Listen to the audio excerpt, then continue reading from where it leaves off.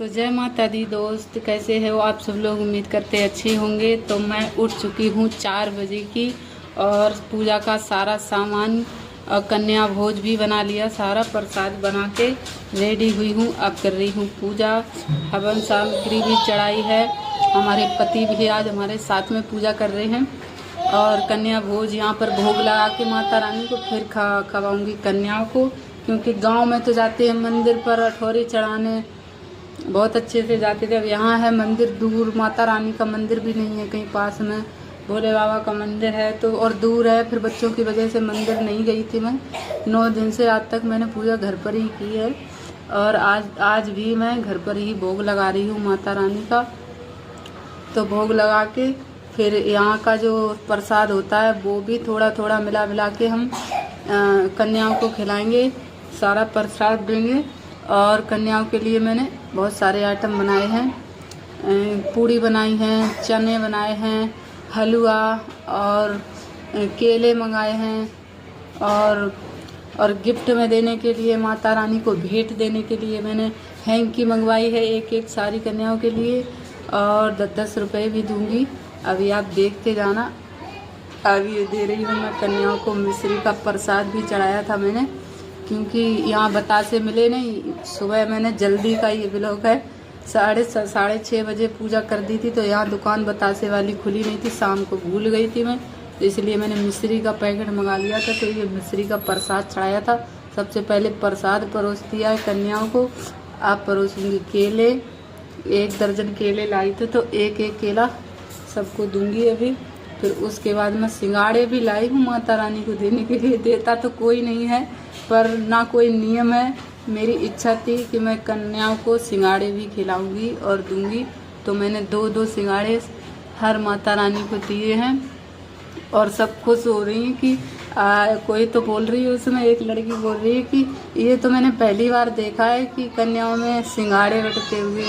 तो मैंने कहा बेटा आज तो देख रही है भी, क्योंकि वो बहुत जगह खाती है ना। हमारे ऊपर की बेटी है उनकी दीदी की, तो वो बोल रही आंटी आ गई थी 4 बजे, मैं उठ गई थी। जब तक 5:30 बजे मैंने सारा काम फिनिश कर दिया था। ऐसे ही मैं गांव में भी जल्दी उठती थी। गांव में मैं पूरे नवरात्रि व्रत रहती थी। यहाँ तो बच्चों की वजह से नवरात्रि पूरे तो बहुत छोड़ो कि मैं फर्स्ट वाला लास्ट वाला रही थी, वो भी हमें मुश्किल पड़ गया, क्योंकि 9 दिन पूजा तो मैंने 9 दिन की, मतलब मैं व्रत नहीं रही। सुबह शाम की पूजा मैं 9 दिन करती थी। तो जब तक आप लोग वीडियो में तो देखते ही होंगे, जब तक पूजा करके आके आप बच्चे बिगाड़ देते थे, 2 सेकंड पूजा नहीं करने देती। इधर हमारे बंटू भी हमारी हेल्प कर रहे हैं और हमारे पति भी हेल्प कर रहे हैं और हमारी सिस्टर जी बच्चों को संभाले हुए हैं, क्योंकि वो 3 बच्चे हैं। फिर वो ना कुछ परोसने देते हैं ना ही कुछ सुनने देते हैं, तो वो बच्चों को संभाले हुए बैठी है और हम तीनों लोग खाना परोस रहे हैं, माता रानी को प्यार से जिमा रहे हैं। दोस्तों आप लोगों के यहाँ कैसे खिलाते हैं, क्योंकि मैंने प्लेट्स भी मंगाई हैं माता रानी के लिए।